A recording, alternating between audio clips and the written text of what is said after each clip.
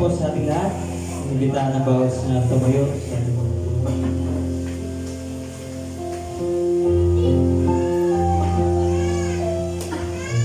Hindi po mangyayaan ang pagkilos ng Panginoon sa ating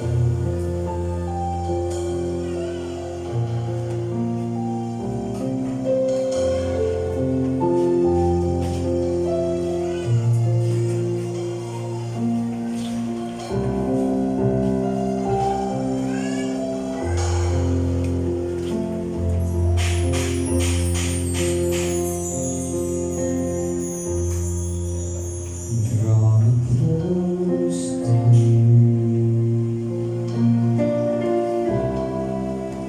Never let me go.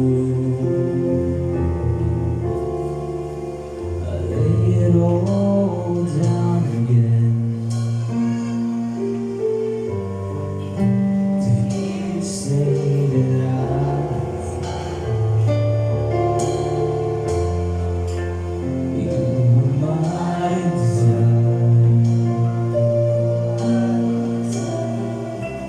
No one else will do.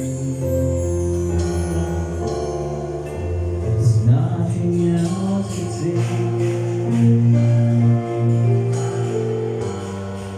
to feel the warmth of your embrace.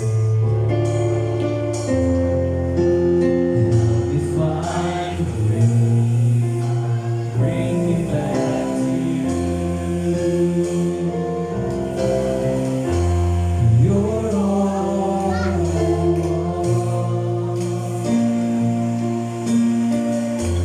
You're all I ever needed. You're all help me know you are here. Draw me close to you. And never let me go. Lay it all down again to hear you say that I'm your friend. You are my desires. No one else will do. There's nothing else to take to feel the warmth of your embrace. Help me find a way, bring me back to you. You're all I want. You're all I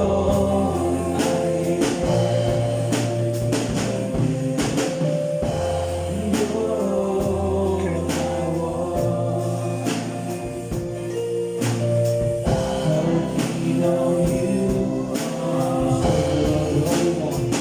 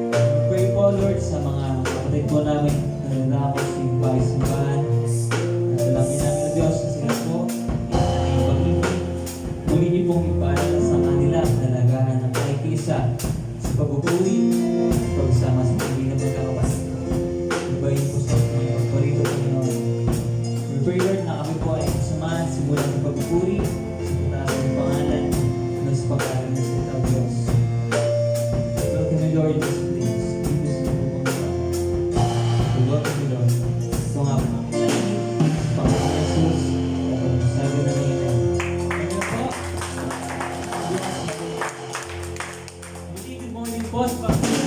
Pag-ibig ng ating boss. Nawaga. Magkamay po tayo.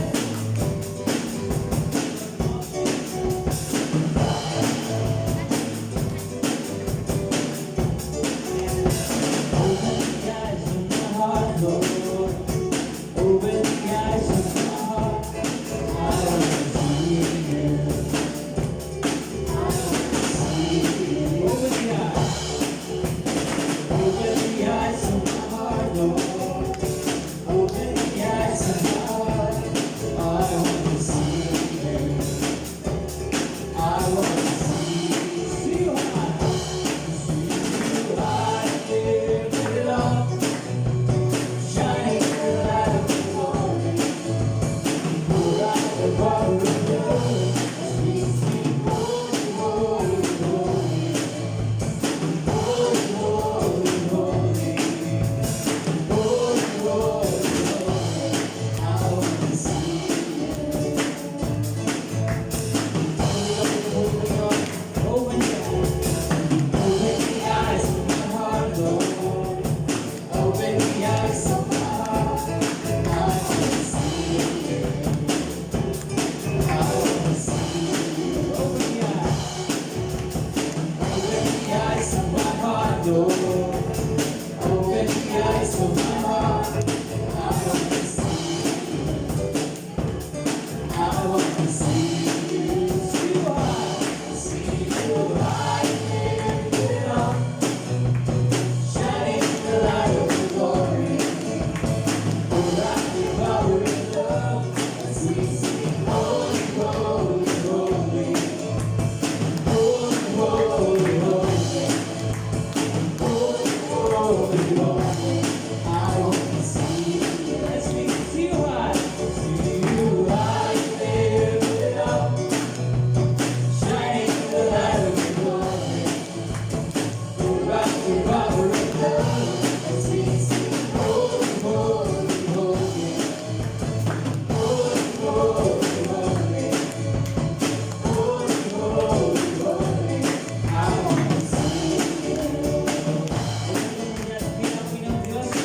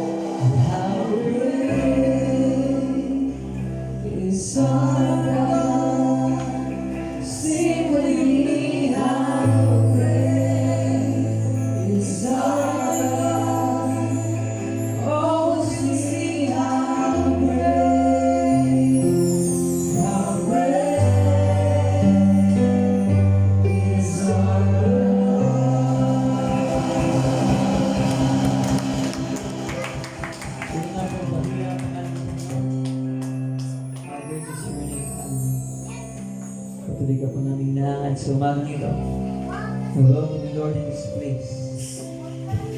Na ipagkilos sa aming pinagdaan. We welcome you, Holy Spirit. We welcome you, Christ. Aming dalangin, Panginoon, kayo po, siya magbukas sa aming spiritual na mata, tenga sa aming puso, Panginoon. Malaya po ang pumasok sa aming buhay ng Diyos. Muli dinalangin namin, Panginoon, yung mga kapatid po namin ang laos yung bahay simbahan. Sila po yung natin ipag-ibig, ipagmahal. Tapos rin po namin si Sir na gamitin mo, Panginoon. Patuloy na po ipagkalooban siya ng mga kaniluhan. Yung po mga patuloy po na gamitin ang kanyang buhay sa pagpahayag ng mga salita, Panginoon. Ito nga po aming dalangin sa mga Jesus. Alam po na ito po, hallelujah. Tuloy na po ito. Makakapo na po tayo.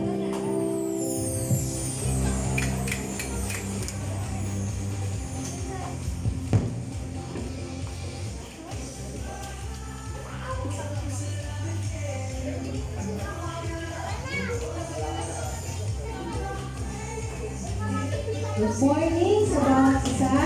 Morning! Okay. So, ngayon ay first Sunday of August. So, napakabilis talaga ng araw. Sa mga ilang bilang pa, no? Magpaparamdam na sino? si Jose Marichal. So, pupunta na tayo sa Burr months. JMC. So, ano pong ibig sabihin? Talagang napakabilis lang po talagang lumipas ang araw.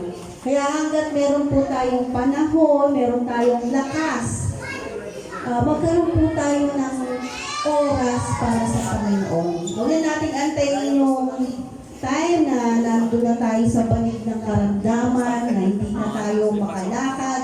Tsaka natin sasabihin na, Lord, gusto kong pumunta sa church, gusto kong magpuri sa'yo. Kaya lang wala na tayong kakayahan. No? So hanggat may oras tayo, may panahon tayo, maglaan tayo ng buhay natin sa pagsamba sa Panginoon. Amen? So ngayon ay dalako tayo sa ating pagkakaloob. Makibukas kayo sa akin sa aklat ng Luke, chapter 9, verses 16 to 17.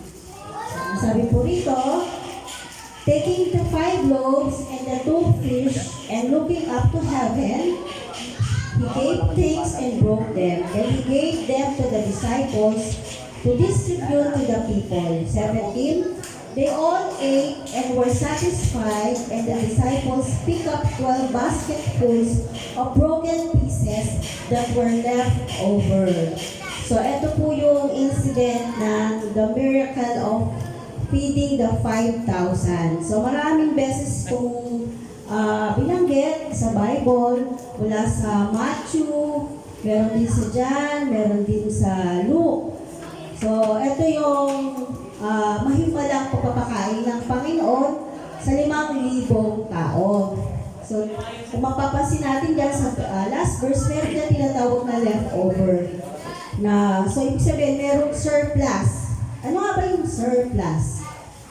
Madalas natin yung marinig, no, sa mga mall, yung surplus. So, surplus is more than what is needed or used. So, ibig sabihin, excess. So, ano nga ba ang susi para magkaroon ng sobra?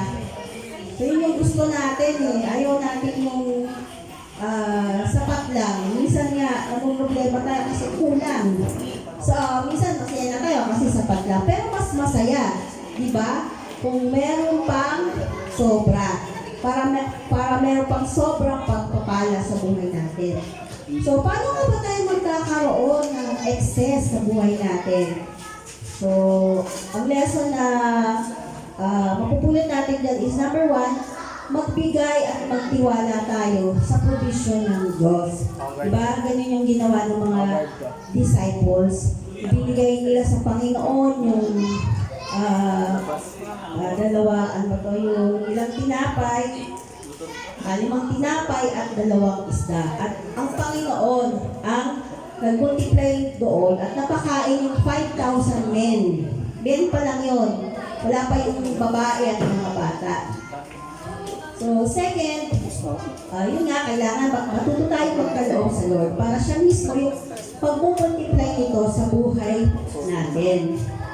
So, second, dapat meron tayong humility. Sabi nyo nga, humility.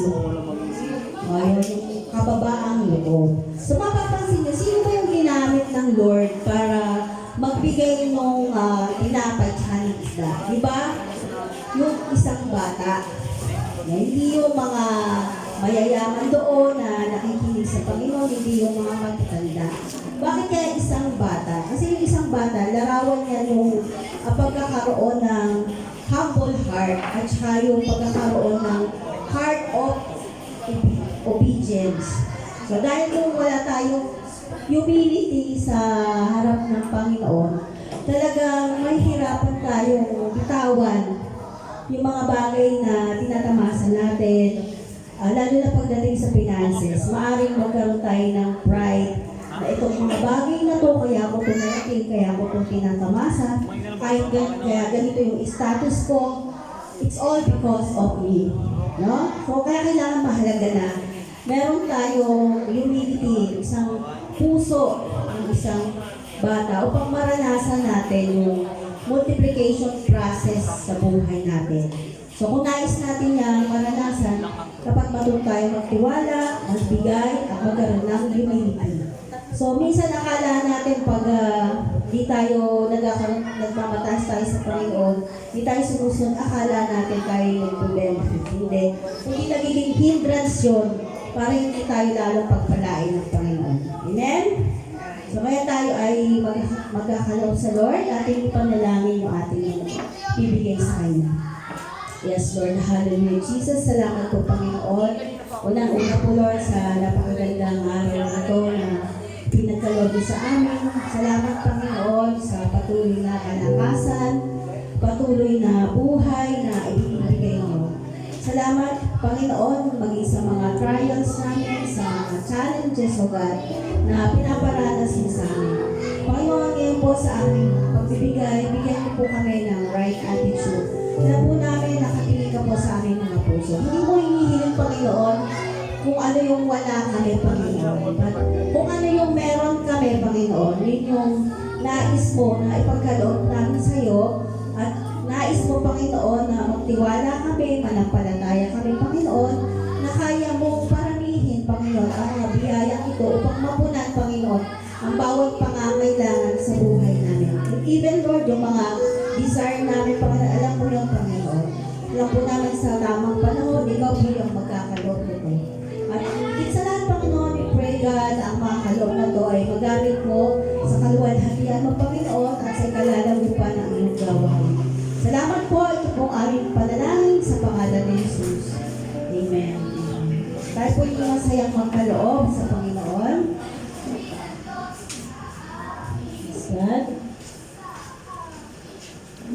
Ngayon naman po, handa po natin yung ating mga sarili, yung mga espiritual na tainga at puso sa pangkilig ng salita ng Diyos.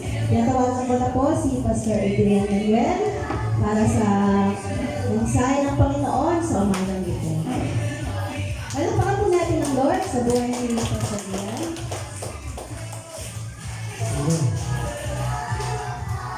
Sa mapagpalang umaga po sa ating lahat, maripapalapakan natin muli ang Panginoon. Salamat po, Ate Jo, sa mensahe about sa reading. Ang ating pong pag-aaralan sa umagang ito ay mababasa po natin sa aklat ng Juan, chapter 13, verse 33 to 35. Muli po, ito po ay matatagpuan sa aklat po ng Juan 13, 33 to 35. Ayon po dito, salin po sa Tagalog, mga anak, kaunting panahon na lamang ninyo akong makakasama. Hahanapin ninyo ako, ngunit sinasabi ko sa inyo ngayon, ang sinabi ko noon sa mga Hudyo, hindi kayo makakapunta sa pupuntahan ko. Isang bagong utos ang binibigay ko sa inyo ngayon. Magmahalan kayo. Kung paano ko kayo minahal, gayon din naman magmahalan kayo. Kung kayo'y may pagmamahal sa isa't isa, makikilala ng lahat na kayo'y mga alagad ko.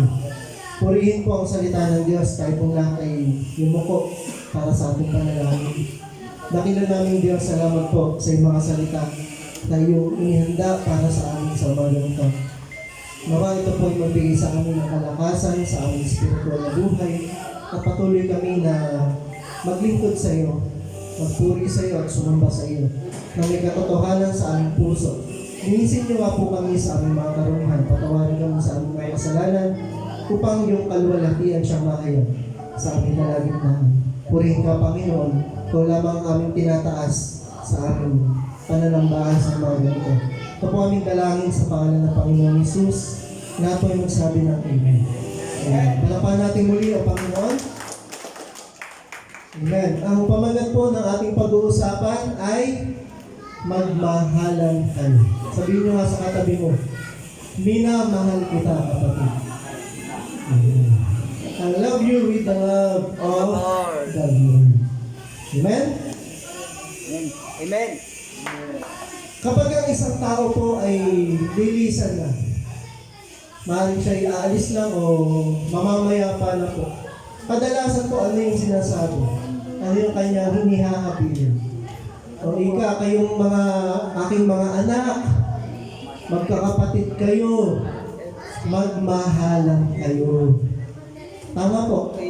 Ganyan po ang iniiwan kadalasan ng isang magulang na malapit ng lumisan. Maring, sabi ko nga, pwedeng mag-abroad lang, o kaya for good na, di ba? Punta na siya sa heaven. Di ba? Mga anak, magmahalan kayo, huwag kayong mag-aaway-away. No? Magpatawaran kayo. Parang ganyan po yung habilin, yung talubilin ng Panginoon sa kanyang mga alagad. Madalas po, ito pong tagubilin na ito sa kanyang mga maiiwan ay napakahalaga. Amen? Ikaw ba naman mamamatay ka na ano pa sasabihin mo? Huwag po natin gayahin yung inchik na ito daw po ay mamamatay na. Nasabi sa kanyang mga anak. Eh bakit kayo lahat narito? Diba? Sino bantay tindahan? Naghahalin pa, diba? Ang iniisip pa rin yung kanyang tindahan. Hindi, pagka mamamatay na po ang isang tao, mahalaga po yung kanyang mga huling habilin. Yun na yung kanyang huling hininga. Amen? Kaya bawat salita na bibigkasin mo o sasambitin mo ay mahalaga. Kasi maaaring yun na yung huling salita mo na pwede mong sabihin. Sa ating pong binasa, pinapaalam na po ng Panginoong Hesus ang kanyang nalalapit na pag-alis. Nagbibigay na po siya ng kanyang mga mahalagang habilin. At isa po doon yun, magmahalan kayo. Yung mahalin po ang isa't isa. Katulad ng pagmamahal niya sa kanila. Bakit po ito iniutos ng Panginoon? Take note po, ito po ay utos. Nasabi doon sa ating binasa, isang bagong utos ang pinibigay ko sa inyo ngayon, magmahalan kayo. It is a command. Amen? Sabi niyo, command. Utos. Inutos ng Panginoon na mahalin mo ang iyong kapatid. Mahalin mo ang iyong kapwa. Amen? Pero tanong, bakit ba ito inuutos ng Panginoon? Ito ba talaga ay mahalaga? Sabi doon sa Mateo 24 verse 12, no? Lalaganap ang kasamaan, kaya't manlalamig ang pag-ibig ng marami. Pag-ibig ito saan? Pag-ibig sa Diyos. Marami na po yung nanlalamig sa kanilang pag-ibig sa Panginoon. Bakit lumalaganap po ang kasamaan sa mundo? Sa mga panahon po natin ngayon, marami na po ang mga nanlamig. Tingnan mo yung katabi mo kung nanlalamig. Mukha bang nanlalamig na yan sa Panginoon? Malamang po hindi kasi kaya nandito kayo. Kasi meron pa rin init na nararamdaman para sa Panginoon. May pag-ibig pa rin tayo sa Diyos. Pero yung mga wala na pong pag-ibig sa Diyos, tinalikuran na ang Panginoon at niyakap na ang sanlibutan. Mas pinili na po nila ang mundo kaysa sa Panginoon. Bakit? Kasi mas masaya doon. Tama? May mga tao handang ipagbili ang kanilang kaluluwa kapalit ng kayamanan, karangyaan, kasikatan. Marami na po ang nalinlang ng kaaway. Again, bakit ito iniutos ng Panginoon? Una, dahil ang pagmamahal sa isa't isa ang nagbubuklod sa atin sa pagkakaisa. Amen? Ito pong pag-ibig na ito sa Panginoon. Kung wala itong pag-ibig, kung hindi tayo minahal ng Panginoon, kung wala tayong pamamarisan, kung wala po yung pag-ibig na nagmumula sa Diyos, hindi natin magagawang ibigin ang isa't isa. Therefore, hindi tayo magkakaroon ng pagkakaisa. Sabi sa mga taga-Colossus 3:14, at higit sa lahat, taglayin ninyo ang pagmamahalan na siyang nagbubuklod sa lahat sa ganap na pagkakaisa. Ang pinakamahalaga po sa lahat ay yung meron kang pagmamahal sa iyong kapwa mananampalataya at sa ibang tao. Baliwala yung dami ng alam mo sa Biblia. Kung wala ka namang pag-ibig, sabihin nyo nga pag-ibig. Baliwala lahat ng alam mo sa Bible kung hindi mo naman ini-a-apply sa pamamagitan ng pag-ibig. Anong sabi sa Bible? Do everything with love. Tama? Di po ba napag-aralan na natin yun? Ang pagmamahal sa isa't isa ang susi sa pagkakaisa. Kung walang pagmamahal, wala din pong pagkakaisa. Kaya kailangan natin matutunan na mahalin ang isa't isa sa kabila ng ating mga pagkakaiba. Madaling mahalin yung isang tao kapag siya ay kaibig-ibig. Pero paano kapag hindi na kaibig-ibig? Paano pag hindi mo na gusto? Kaya mo pa rin bang mahalin ang iyong kapwa? Mga taga-Galatia 5:14-15. Sapagkat ang buong kautusan ay nauuwi sa isang pangungusap. Ibigin mo ang iyong kapwa gaya ng pag-ibig mo sa iyong sarili. Hindi sinabi huwag mo lang ibigin ang iyong sarili. Pero kung paano mong minamahal yung sarili mo, ganun mo din mahalin yung kapwa mo.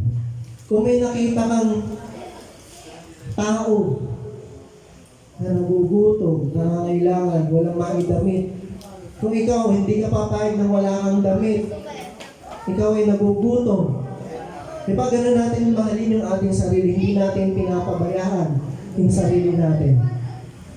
Ganun mo rin daw mahalin yung kapwa mo. Kung ano yung bagay na ayaw mong gawin sa'yo, huwag mong gawin sa kapwa mo. Tama po. Kabaligtaran din. Kung ano yung gusto mong gawin sa'yo, yun din yung gawin mo sa iba. Amen?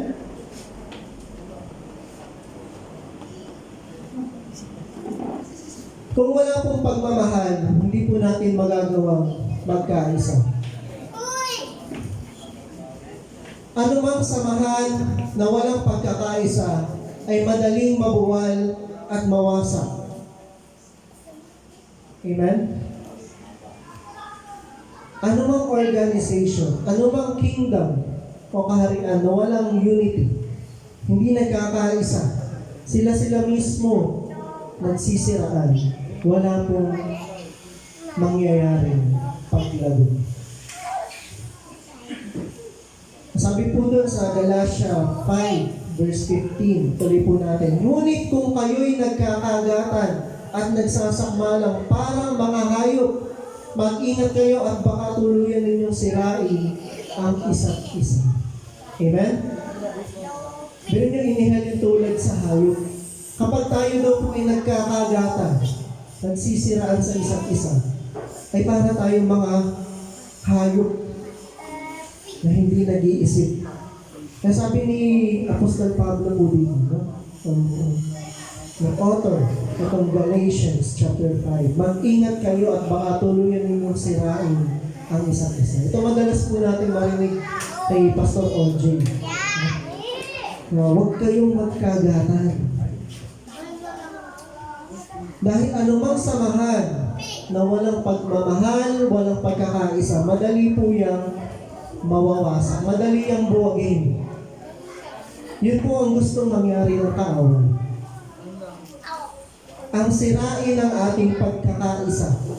Mateo 12 verse 25. Subalit alam ni Jesus ang kanilang iniisip, kaya't sinabi niya, ang bawat kahariang naglalaban-laban, ang mga mamamayan ay babagsak. At alinmang bayan o sambayang sila-sila ang naglalaban ay mawawasak. Isipin nyo yung isang pamilya.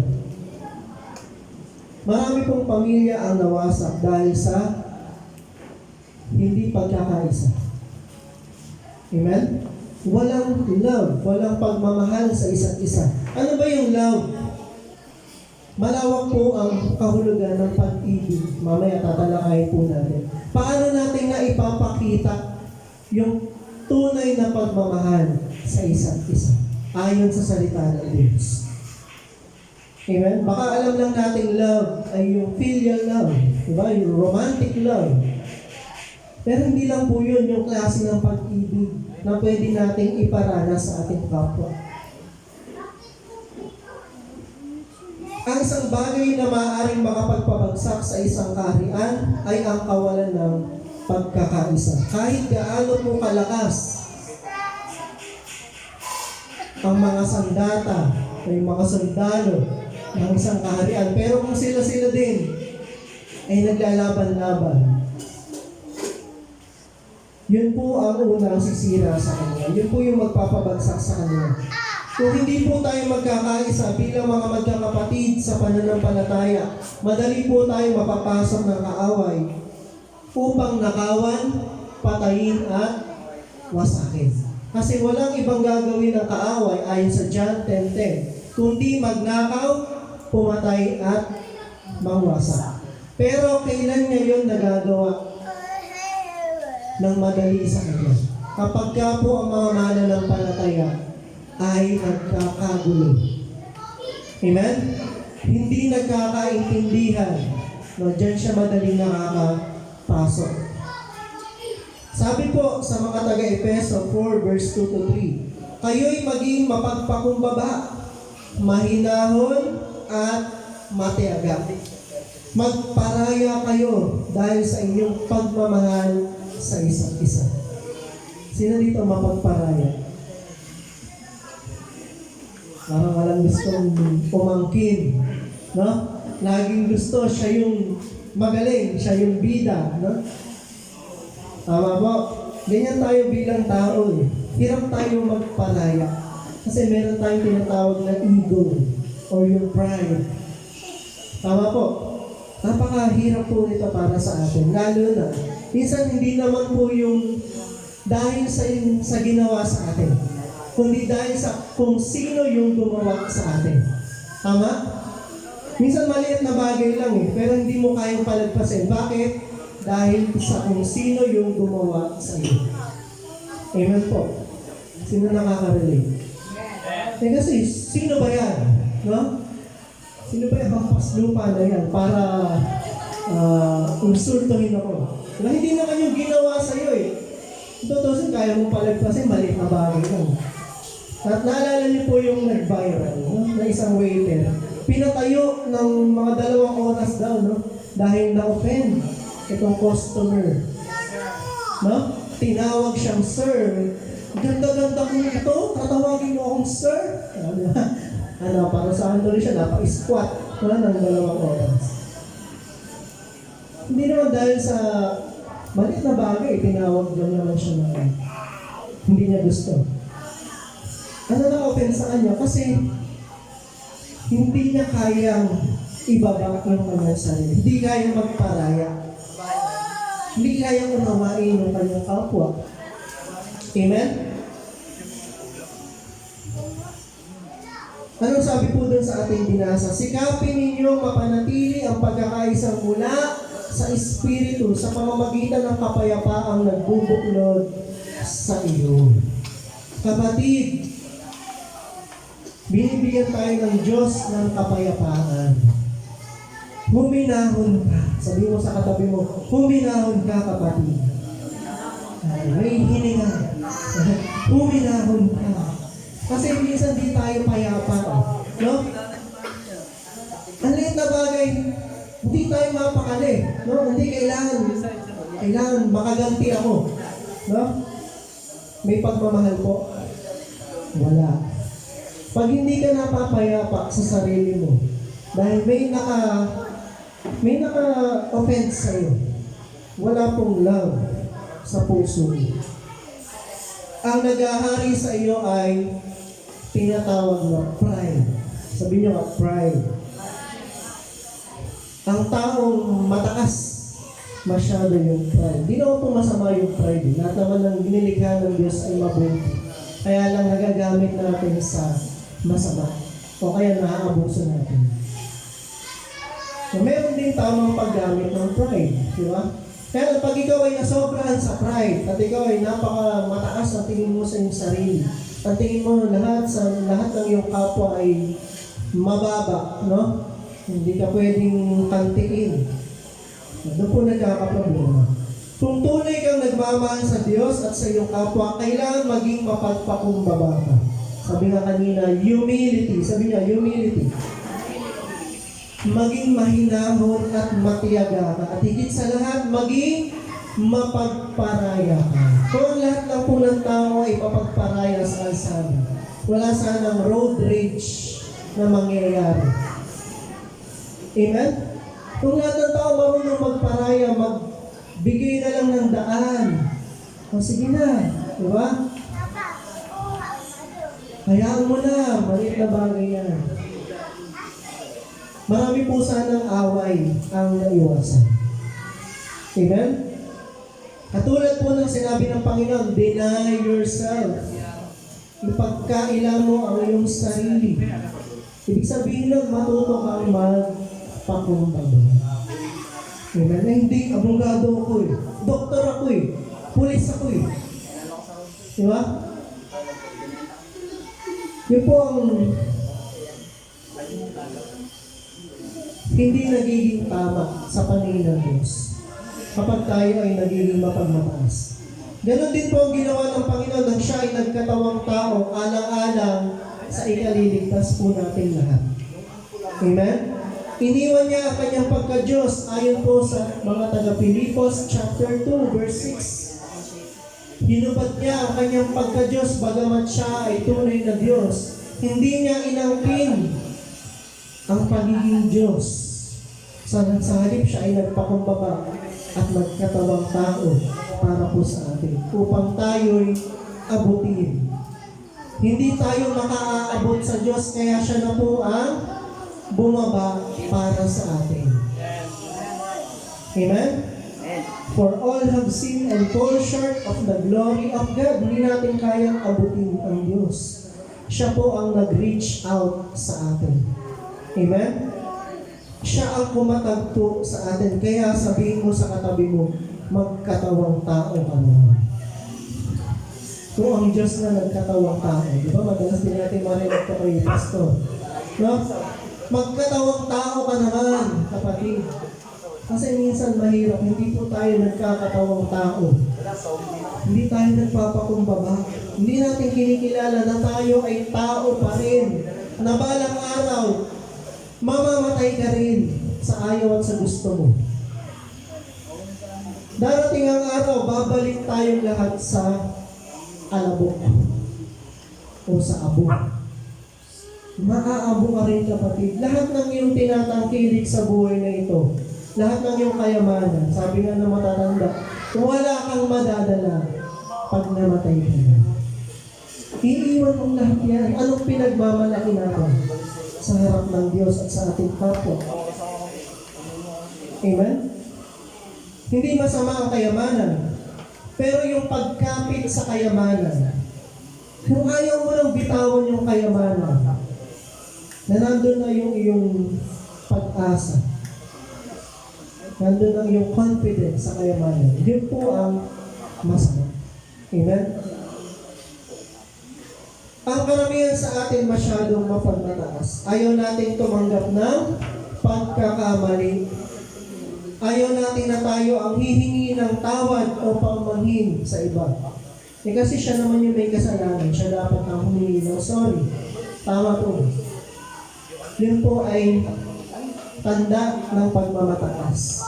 Pag hindi tayo marunong humingi ng tawad sa ating kapwa. Kaya kapatid, love one another. Sabihin nyo nga, love one another. Tandaan natin, sabi ng Panginoon, patawarin mo na. Amen?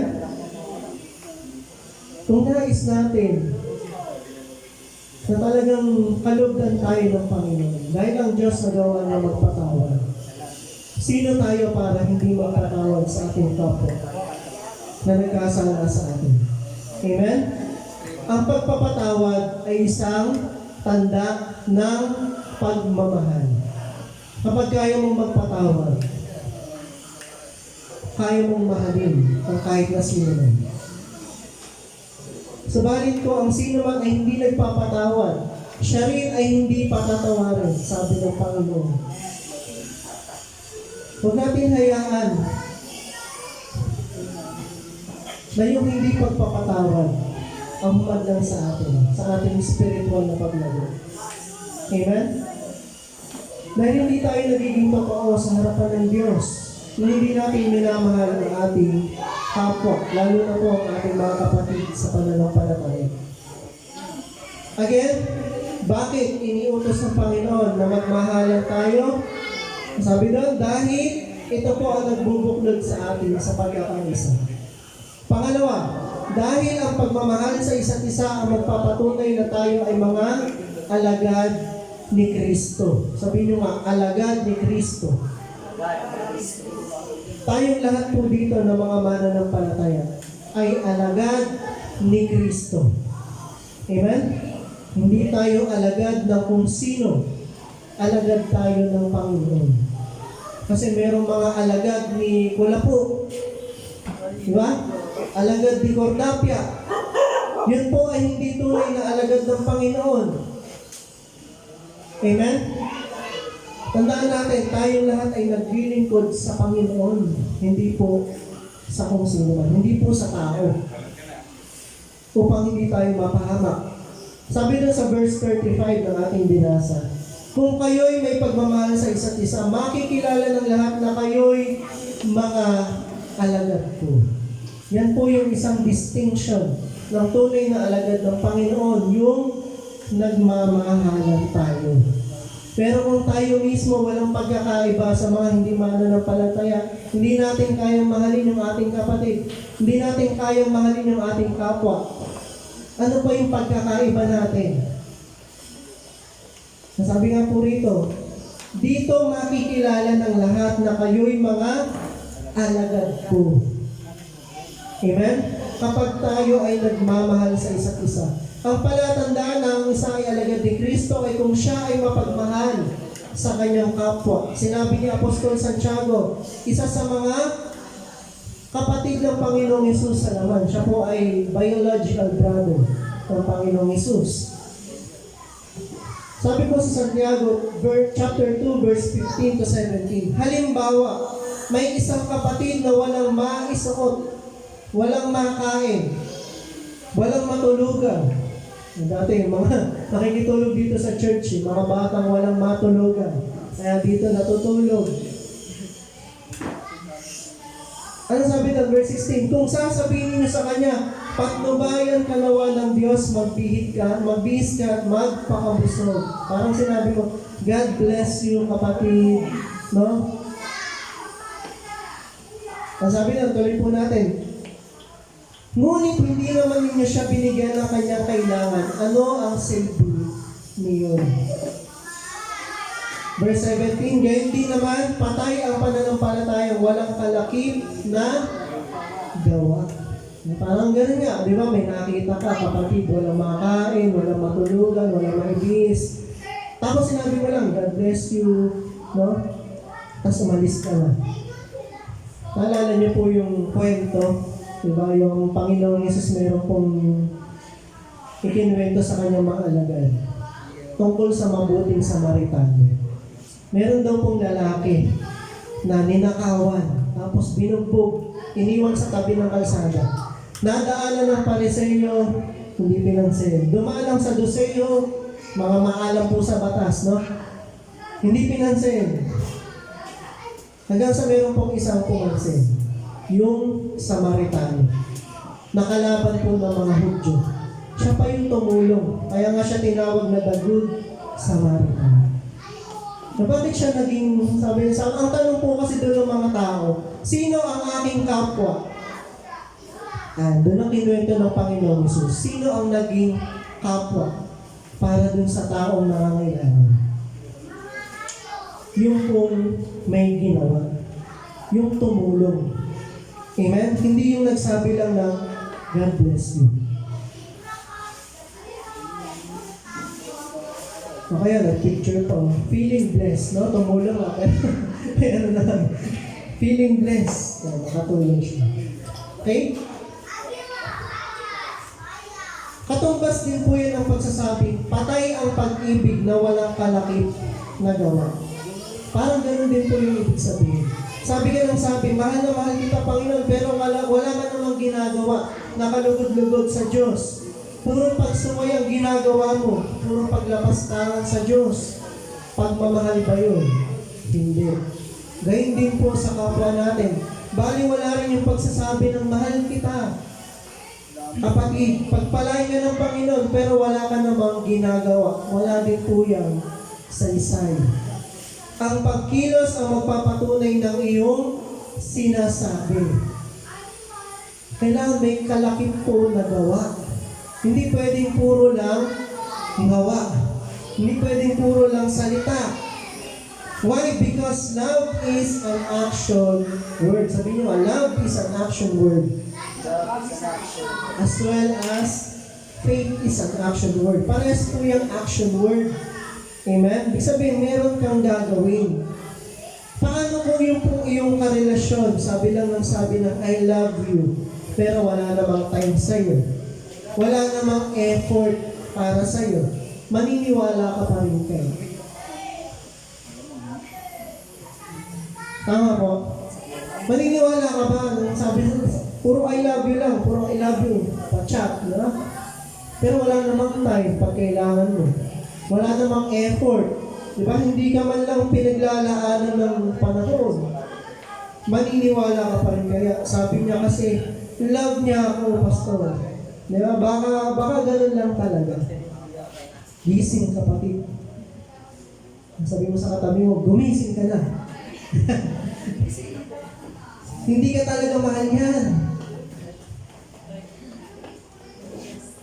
Hindi kasi pwedeng puro salita lang ang pagmamahal. Kung ikaw nga hindi ka papayag, pero na lang kung ikaw ay isang martir, no? Isang martir ni Vera, no? Okay lang siguro sa'yo. Pero sa normal po na tao, hindi ka papayag ng ganun. Pero bakit ginagawa natin sa Diyos? Diba? Sabi lang na tayo ng sabi, I love you, Lord. Pero pagdating ng Lunes, kinalimutan na si Lord. Wala nang time kay Lord. Hindi nag-e-effort para kay Lord. No? Wala kang ginagawa sa buhay Kristiyano mo. Petiks ka lang. Tuwing linggo, inaawitan natin siya. Sinasabi natin na mahal natin siya. Pero wala naman tayong ginagawa ng pagkilos para sa Kanya. Ano tawag po mo? Para mong niloloko ang Diyos. Kapag ikaw ay isang Sunday Christian lang, kapag Sunday ka lang nagiging Kristiyano, pero the rest of the week, it is all for you. Na lahat ng araw para sa'yo, walang para sa Diyos. Diba? Hindi ka nagbibigay ng time para kay Lord kahit saglit man lang. Hindi po yun matatawag na pagmamahal. Yun ay pagmamahal lamang sa salita, pero wala sa loob. Unang Juan 4:20, ang nagsasabing iniibig ko ang Diyos, subalit napopoot naman sa kanyang kapatid ay sinungaling. Hindi po ako may sabi niya. Bible po. Ang tawag sa mga tao, nagsasabing, I love you Lord, pero galit naman sa kanyang kapwa. Merong hinanakit, na hindi mabunot-bunot, na hindi na maalis-alis. Basta ako galit. Ang sinong sawa, sinong galit, sabi ko ba mo. Sumigaw ngayong gabi. Masaklap na, no? Ginamit pa yung hallelujah. Diba? Hindi sa pagpupuri sa Diyos eh. Na kapatid, huwag tayo maging sinungaling sa harapan ng Panginoon. Kung totoong mahal natin ang ating Panginoon, mahalin din natin ang ating kapwa. Pansinin niyo po, magkasama po sa isang talata, yung salitang iniibig at napupuot. Ibig sabihin yung pagkagalit, yan po ay kabaliktaran ng pag-ibig. Kung ikaw ay napupuot, kasi pag sinabing napupuot, malalim na galit yun. Hindi naman masama yung magalit. Diba? Natural yun sa atin bilang tao. Nasabi ng Bible, in your anger, do not sin. Emotion yun. So, hindi po masama magalit. Pero yung pag sinabing napupuot, ikaw ay nasusuklam. Makita mo pa lang yung mukha niya, nababad trip ka na. Nasisira na ang araw mo. Yun yung talagang malalim na pagkagalit sa iyong kapwa. Mabasa mo pa lang yung pangalan niya. No? Nanggigigil ka na. Ang dami ng atraso sa amin ito eh. Di ba? Hindi ko mapapatawa ito. Yun po yung kung talagang galit na galit ka. Ni ayaw mong makita yung anino niya. Kaya sabi nasa natin, kung ikaw ay napupuot sa iyong kapatid, pero sinasabi mo, mahal mo ang Diyos, ikaw ay isang sinungaling. Masaktan na po kung masasaktan, pero yan po ay salita ng Diyos. Kung ang kapatid na kanyang nakikita ay hindi niya magawang ibigin, paano niya maiibig ang Diyos na hindi niya nakikita? Tama po, logical eh. Kung yun yung kapatid mo, nakikita mo, hindi mo kaya mahalin. Paano mo sasabihin mahal mo ang Diyos na hindi mo siya nakikita? Tama po? Amen? Nasabi ng salita ng Diyos, kung hindi natin kayang ibigin ang ating kapatid na ating nakikita, tayo ay sinungaling. Ang isang tunay na alagad ni Kristo ay may pagmamahal sa iba at hindi lamang sa kanyang sarili. Ang tinutukoy sa talatang ito ay ang mga mananampalataya. Kailangan nating matutunan na mahalin ang isa't isa bilang mga magkakapatid sa Panginoon. Ano man ang itsura niyan. Ano man ang ugali niyan. Kailangan mong tanggapin kapatid mo sa pananampalataya. Ano man yung mga pagkakamali niyan laban sa'yo. Amen? Tignan mo ang itsura ng katabi mo. At sabihin mo ulit, iniibig kita kapatid. Ayan. Yung pagmamahal niya, yung love of the Lord. No? Alang-alang sa Panginoon. Kahit na ganyan ang pagmumukha niya, mahalin mo pa rin yan. Amen? Dahil yun ay palatandaan ng isang tunay na alagad. Kung tayo mismo ay hindi marunong magmahalan, paano po tayo makakahikayat ng mga hindi pa mananampalataya? Kung hindi nakikita sa atin yung pagmamahal, bakit ako aanib dyan? Sila nga dyan, nagsisira, nagchichismisan. Ang daming marites dyan eh. Di ba? Ang daming dyan, kilala ko yun. Ito, dakilong chismosa sa lugar namin yun eh. Di ba? Paano po tayo makakaakit ng mga hindi pa mananampalataya? Masahol pa tayo kaysa sa kanila. Anong distinction? May pagmamahal. Paano pinapakita yung pagmamahal? Ito po, ang isang tanda ng tunay na Kristiyano ay ang pag-ibig sa isa't isa. Paano po natin ito na ipapakita? Una po, sa paggawa ng mabuti. Mga taga-Galatia 6 verse 10, kaya nga basta may pagkakataon ay gumawa tayo ng mabuti sa lahat ng tao. Sabi nga, hanggat may time, kabutihan yung gawin mo, huwag kasamaan. Hanggat may panahon ka, hindi mo alam kung hanggang kailan ka lang mabubuhay sa mundo. Tapos maaalala ka pa sa mga kasamaan mo. Diba, walang dumalaw sa burol mo kasi sa mga tao ka eh. Diba? Pero kung puro kabutihan yung ginawa mo sa buhay mo, aalalahanin ka ng mga tao. Ay, sayang. Ang bait pa naman yan. Mabuting tao yan. Kaya sabi po rito, kaya nga, basta may pagkakataon, gumawa tayo ng mabuti sa lahat ng tao. Lalo na sa mga kapatid natin sa pananampalataya. Amen? Nasabi nga, bago mo linisin yung bakuna ng iyong kapitbahay, linisin mo muna yung sarili mong bakuna. Iparanas mo rin sa iyong kapatid sa pananampalataya ang iyong kabutihan. Amen? Pangalawa, sa pagpapahalaga, mga taga-Roma 12 verse 10, magmahalan kayo bilang tunay na magkakapatid at pahalagan ninyo ang iba ng higit sa pagpapahalaga nila sa inyo. Minsan sinabi ng mga alagad sa Panginoong Hesus, Panginoon, narito ang iyong ina at ang iyong mga kapatid. Anong sagot ng Panginoon? Narito ang aking ina at ang aking mga kapatid. So, tinutukoy niya yung kanyang mga alagad na itinuring na po niyang bilang tunay na kapamilya. Amen? Tayo bang lahat po dito ay mga magkakapamilya? Amen. Hindi lang tayo basta magkakapatid. Hindi lang tayo basta mga magkakapuso. Kundi tayo ay pamilya sa Panginoon. Kaya nga po tayo, ang pangalan natin ng church natin ay Family in Faith. Magkakapamilya po tayo. Pahalagan ninyo ang iba ng higit sa pagpapahalaga nila sa inyo. Pangatlo, sa pagdamay, pag-unawa at pagpapakumbaba. Unang Pedro chapter 3 verse 8. Sa madaling salita, magkaisa kayo at magdamayan, magmahalan bilang magkakapatid at maging maunawain sa pagpapakumbaba. Huwag mo lang samahan yan sa kasiyahan, samahan mo rin sa kanyang kalungkutan. Amen? Huwag tayo yung pagkamasaya lang, saka lang tayo nandun. Pero pagka nangangailangan na, hindi ka na kilala.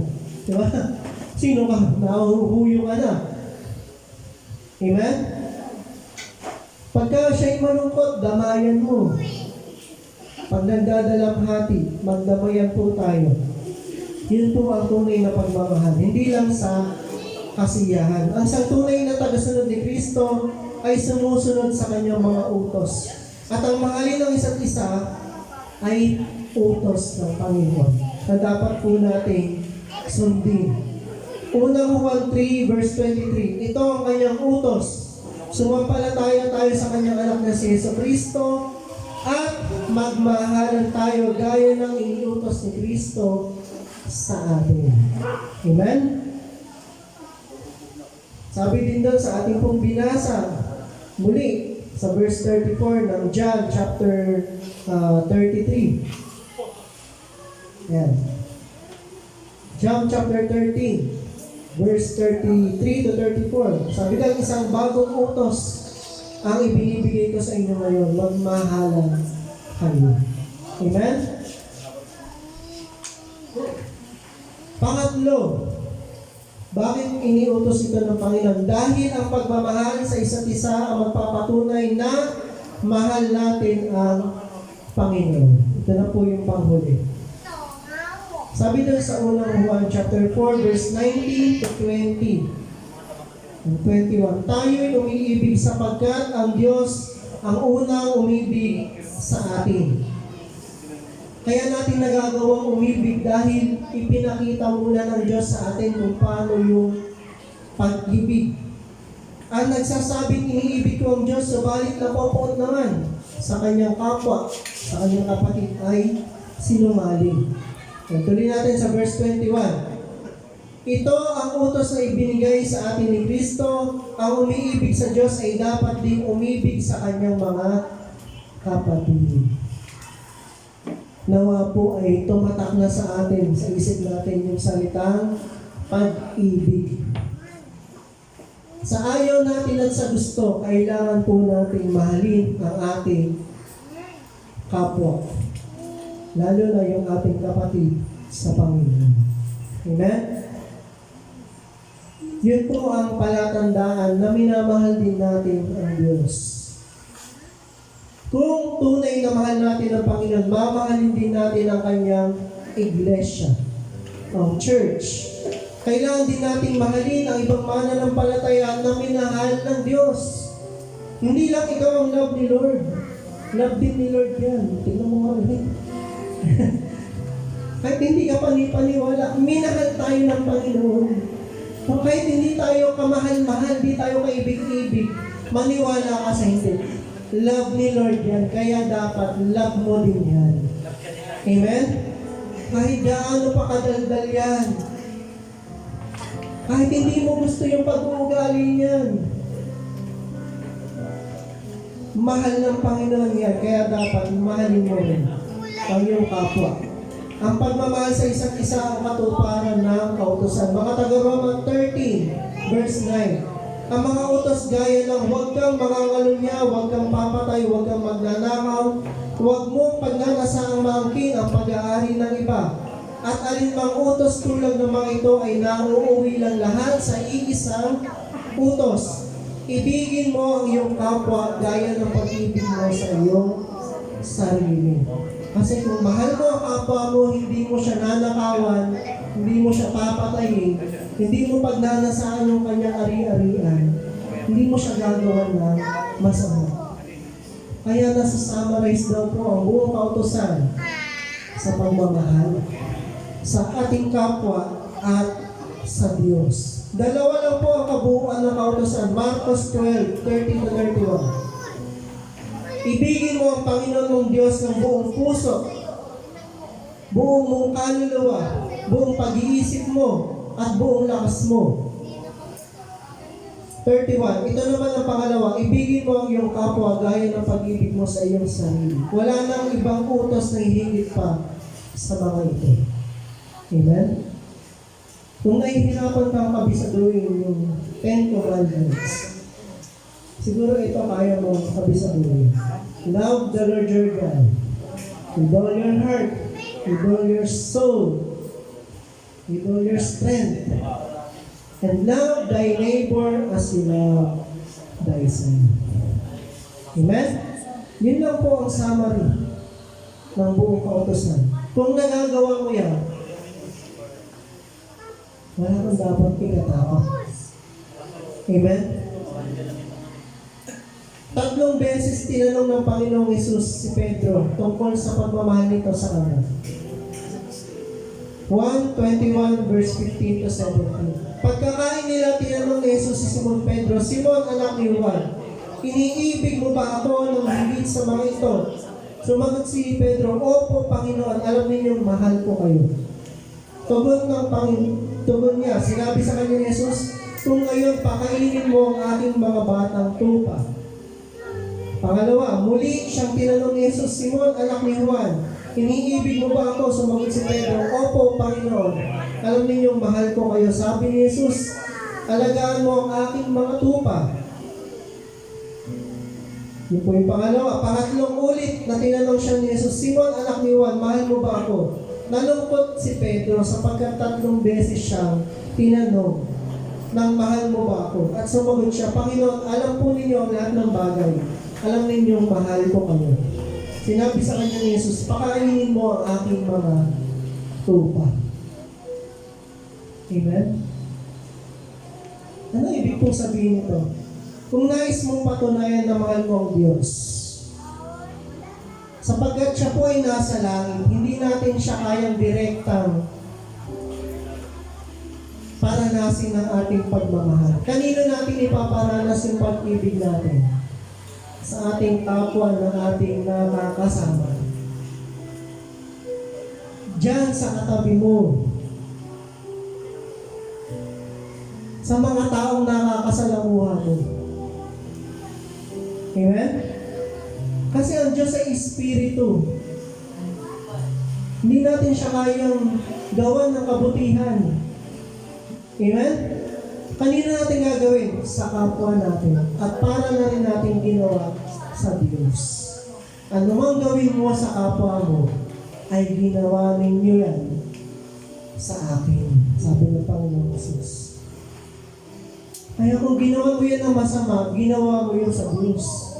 Pero pag ginawa mo kabutihan sa kapwa mo, ginawa mo rin yun sa Panginoon. At ang Diyos ang siyang gaganti sa ginawa mong kabutihan. Sabi ng Panginoon, kung gagawa ka ng kabutihan, gawin mo dun sa mga hindi kayang gumanti sa'yo. Sapagkat kung gano'n ang gagawin mo, wala kang pagkakaiba sa mga Pariseo. Gumagawa lang sila ng kabutihan sa kanilang kapwa para may maibalik sa kanila. Doon lang sa mga kayang gumanti. Pero kung talagang gusto mong lubos, na pagpalain ka ng Panginoon, ang gawan mo ng kabutihan yung hindi kayang gumanti. Sapagkat nakikita ng Panginoon ang lahat ng ginagawa natin. Ang iglesia ay ang sama ng mga mananampalataya na ang ulo ay ang Panginoon Jesus. Huwag tayo maging dahilan ng pagkawasak nito. Sa halip maging daan tayo sa pagkakaisa at sa ikatatag ng bawat isa. Sa gayon ay magiging kalugod-lugod tayo sa harapan ng Diyos na ating sinasamba at pinaglilingkuran. Tayo pong lahat ay tumayo para sa ating panalangin. Muli, higit po sa lahat, kailangan nating mahalin ang kanyang iglesia na kanyang tinubos na kanyang sariling dugo. Tandaan natin, ang Panginoon ay namatay para sa ating lahat. Namatay ang Diyos para sa iyo.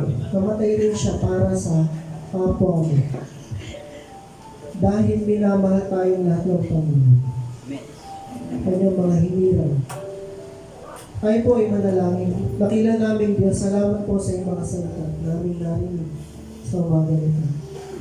Nawa Panginoon, turuan mo kami maging mapagmahal sa aming kapwa, lalo na sa aming mga kapatid sa pananampalataya. At ano man yung mga hindi pagkakaunawaan, ano man yung mga nagawang kasalanan sa isa't isa, turuan mo kami na magpatawaran, Panginoon. Lord, tanggapin po namin ang kapatawaran na nanggagaling din sa iyo. Salamat po, Diyos, dahil una mo kaming inibig. Ikaw ang nagparanas ng tunay na pagmamahal sa amin. Ipinamalas mo ang tunay na pag-ibig nang ikaw ay namatay sa krus para sa amin. Salamat o Diyos sa iyong pagpapakumbaba na kami ay inabot mo. Bagamat ikaw ay nasa kaitaas-taasan, Panginoon. Ikaw ay Diyos. Nagpakumbaba ka para sa amin. Ikaw ay namatay sa krus, nagpakasakit, alang-alang sa amin. Iniwan mo ang iyong pagka-Diyos, ang iyong karangyaan sa langit, alang-alang sa iyong nilikha, na iyong lubos na iniibig. Nawa pagbuklorin mo kami, pagkaisahin mo kami, Panginoon, sa pag-ibig namin sa isa't isa. Ano man yung mga pagkakaiba, ito po ay aming matutunan, tatanggapin, Panginoon, at unawain namin ang bawat isa. Nais din namin, Panginoon, na kami maging mga tunay na alagad mo sa pamamagitan ng aming pagmamahal sa isa't isa at sa aming kapwa, Panginoon. Ito po, Panginoon, ay patunayan namin hindi lang sa salita, kundi maging sa gawa. At may paranas namin sa aming mga nakakasalamuha, Panginoon, sa aming mga kapatiran. Ang pagmamahal na nagmumula sa iyo. Yung mga pagpapala na aming tinatamasa ay aming ibahagi sa aming kapwa, Panginoon. Lalo na sa mga hindi kayang gumanti sa amin. At nais din namin, Panginoon, na patunayan na ikaw ay minamahal namin sa pamamagitan ng pagmamahal namin sa mga tao na inibig mo at pinagbuwisan mo ng iyong buhay. Salamat po, Diyos. At ang iglesyang ito, Panginoon, ay yung patuloy na pagpalain at palaguin. At dalangin namin, Panginoon, na idagdag mo sa amin ang bilang ng mga naliligtas sa pamamagitan ng salita na nagbibigay ng buhay at nagbibigay ng kaligtasan sa bawat isa sa amin. Salamat po, Panginoon, at sa iyo po namin binabalik lahat ng kapurihan sa pangalan ng aming Panginoong Jesus. Lahat po ay magsabi ng Amen. Palakpakan natin ang Panginoon at sabihin natin muli sa ating katabi, I love you with the love of the Lord. Amen. Narin na po tayong umupo at tinatawagan ko na po si Pastor OJ para po sa ating banal na komunyon.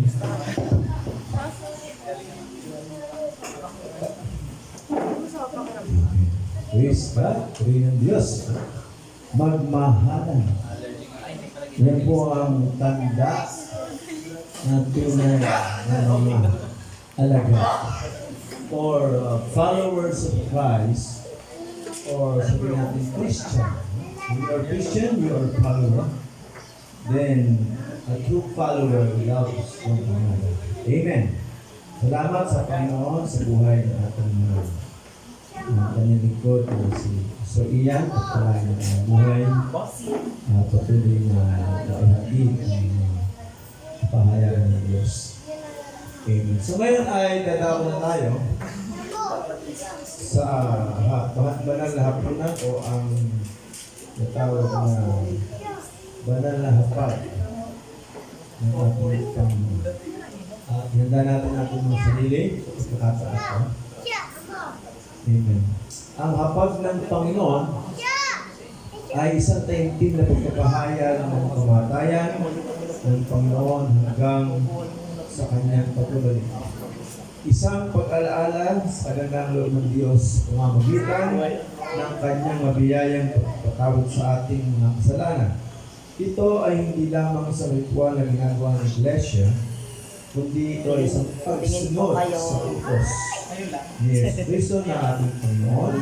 At hindi nito napapatawad ng ating mga kasalanan, subalit sinasalamin nito ang bagong tipan ng pakikipag-ugnayan natin sa Diyos sa pamamagitan ng kamatayan ni Jesus sa krus ng Kalbaryo. Amen? So, ay paliwanag, sa tuwing tayo pa nagkakaroon ng komunyon, hindi po ito ang nag-aalis ng kasalanan.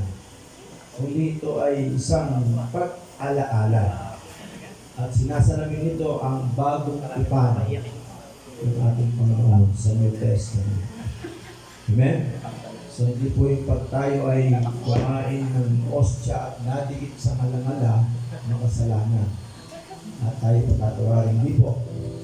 Kundi ito yung pag-alaala, to commemorate the goodness and greatness of God in our lives. Amen? Tuloy natin. Ito ay isang mahalagang pagpapakita ng ating pakikipag-isa sa katawan ng Kristo. Wala iba kundi ang Iglesia of Church. Yun po yung tinuro kanina ni Pastor Ian. Merong pagkakaisa. Ang tunay na nagmamahalan ay nagkakaisa. Amen? Ang babala ni Apostol Pablo ay nagsisilbing paalala sa atin ang hipag ng Panginoon ay isang gawang pinag-iisa, hindi pinagbabahabahagi ang mga mananampalataya ni Kristo. So, yung unity, no, pagkakaisa sa pag-ibig sa ating Diyos, Espiritu, at sa katotohanan. Amen?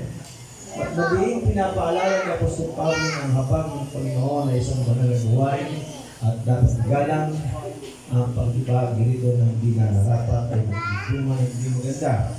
Ang hindi nararapat at pagtanggap at pag-inom sa mga elemento ay isang kasalanan sa katawan at dugo ng ating Panginoon Jesus. Dahil dito, kinakailangan sa isipin natin mahuli ang ating sarili upang ating matiyak ng buong kamalayan na tayo'y karapat-dapat na sumalo sa banal na hapain ating Panginoon. Sa mga sandali ito ay tayo magpapay sa sandaling pagninilay-nilay sa ating sarili. Maaaring paghingi ng kapatawaran sa mga kasalanan. Bilang paghahanda sa pagtanggap ng katawan ng natin. Habang inaawit ang tinapin ng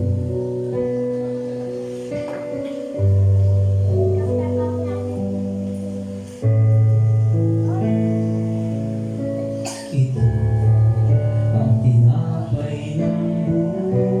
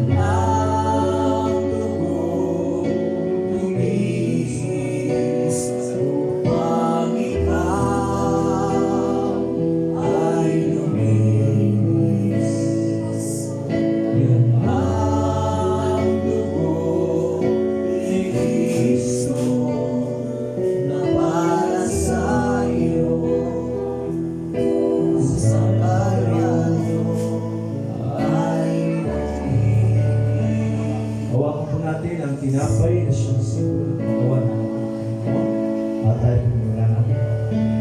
Panginoon naming Diyos, Diyos sa aming pasalamat sa iyong dakilang pagmamahal sa amin. Bagamat kami po ay hindi karapat-dapat sa iyo, minarapat mo pa rin kami maging mga anak mo sa pamamagitan ng pagkamatay ni Jesus sa krus ng Kalbaryo para sa ikipagpatawad ng aming kasalanan.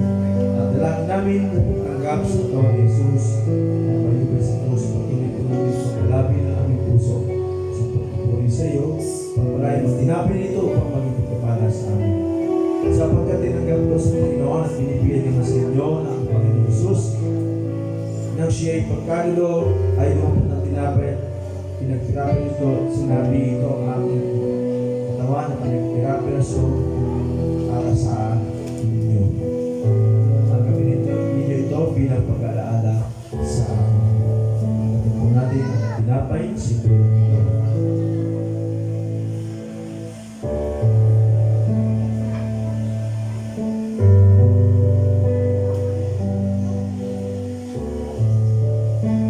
Kaya naman hawakan natin ang saro na siyang simbolo ng dugo ng ating Panginoon. Amen. Panginoon naming Diyos, kami po ay nagpapasalamat din sa iyong kaloob na buhay. Ang dugo ni Jesus na nagbubo sa krus ng Kalbaryo, kung siyang naghugas sa aming mga kasalanan upang kami maituring mo ng anak. Iihandog namin sa iyo ang aming mga pagsamba at salamat bilang isang hain ng buhay para sa kinuluwalhati ng iyong pangalan habang patuloy namin pinapahayagan ng iyong kaharian at ang iyong muling pagbabalik. Sa ganitong paraan ay ginawa niya ang saro at pagkatapos ng lipunan, sinabi, ang saro nito siyang bagong ipan sa aking dugo. Gawin ito kung kayo iinom bilang pag-aalala sa amin sapagkat yung kakain ng tinapay at iinom sa saro ay pinahayag ng kamatayan ng Panginoon hanggang sa kanyang pagbabalik. Tanggapin po natin ang simbolo ng dugo ng ating Panginoon Jesus.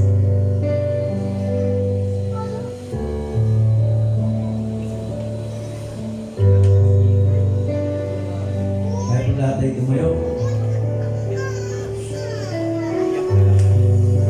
sa ating benediction.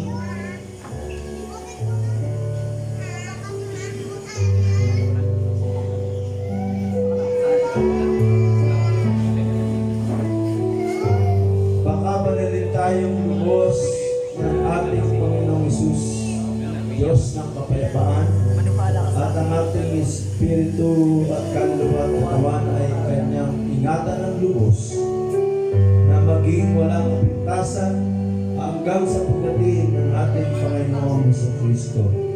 Tapat ang sa ating lahat ay tumatawag, gagawa ito sa bawat isa sa atin. Ang biyaya ng ating Panginoong Jesucristo at ang kanyang kapayapaan at pag-ibig ay sumaating lahat. Amen. Pagpalain po tayo ng Panginoon. Palakpakan natin ang Diyos. Makapo po tayo.